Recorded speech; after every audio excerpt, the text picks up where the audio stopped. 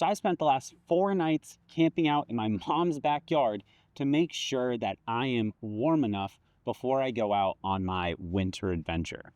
Me and Nix are going on a 2-month-long camping trip across the country to see what we can get into and to find a place potentially that we both will grow to love.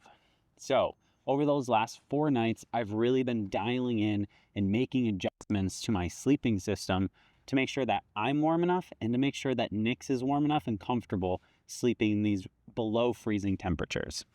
So the first layer that I have on my sleep system, and it's really cheap and something that I would highly recommend for almost anybody who's looking to do outdoor camping to add, is this reflective pad right here.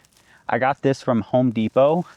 I got a 10 by 25 inch sheet of it or roll of it for $9.97, 10 bucks. Highly recommend. It creates a nice thermal reflective layer for you between you and everything else. Next, what I picked up is what you typically find for most camping is this Z-fold closed cell foam camping pad.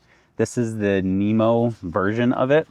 I picked it up just at the local REI because it was on a really good deal for Black Friday. Next, on top of all of that is this REI Helix inflatable pad. This is great insulated pad. I believe it has an R value of about 4.9. And I really, with these 3 layers, again, it's been 15 degrees. I feel like I don't feel anything from the ground and it's almost like comfortable. I mean, I'm not going to be jumping on the bed, but I feel like I'm not getting any hot spots or pressure points with these 3 layers here. And then because I will be car camping and maybe a little bit of backpacking, but it's primarily going to be car camping, I have just a regular pillow from my house. And then for the sleeping bag and everything that's going to go on top of me, this will change one more time. I ordered a sleeping bag because I am right now borrowing a sleeping bag from my dad. This is just a synthetic sleeping bag from Yukon or from Rock. I don't really know. I can't really find any information on this bag online. It doesn't seem to exist anymore in any way, shape, or form. There are other sleeping bags from Yukon, but that doesn't help me. And then, so I'm using that. It's synthetic and it's been in a compression sack for a long time. So it's kind of lumpy and you get some random cold throughout the night. Then inside the bag, I have this Sea to Summit Reactor Extreme. It's just a small fleece line thing. This is more for my own personal comfort. I think it's super cozy to have this touching my skin instead of this polyester fabric. And then on top of that, I just picked this up yesterday. I used it last night and this made such a difference. This is the Rumple Original Puffy Blanket. I picked it up from Sierra for like 50 bucks when it regularly retails for like 110. So I feel like that's a really good pickup. It can also go into a cape and I can wear it around camp or just kind of like wear it on my back. And then most importantly, for the pup, I cut out a bit of this Reflectix and I put it on his bed or underneath his bed. And then for right now, as a stopgap, I have this fleece blanket that he will curl up onto. But I also ordered from REI, again, great deal. It has a closed cell foam pad and some synthetic down insulation. It's meant for dogs and it folds up nice and neat.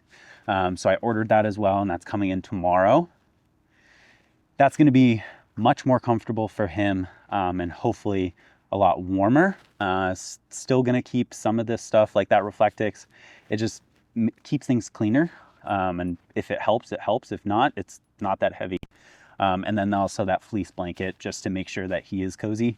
He is a snow dog. He's an American Akita, but I want to make sure that he is comfortable, especially at night. And in Alpine, I don't know exactly what the temperatures are going to get like. I've done my research. I found that the average is about 15 degrees overnight, but I don't know. It could get crazy. And I want to make sure that me and Nix are prepared for that. And then for myself and on myself, I have a base layer that I wear, just like a cheap Ozark Trails base layer. And then I wear wool socks. And then on top of my head, which is really important with this sleeping bag, especially because the hood's not big enough to go over my head.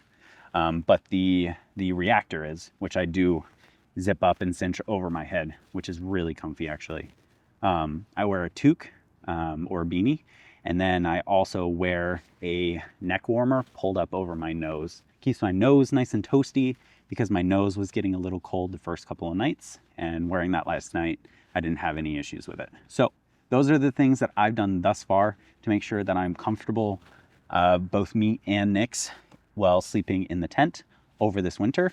The other thing that I'm sitting on right now is this little foam pad.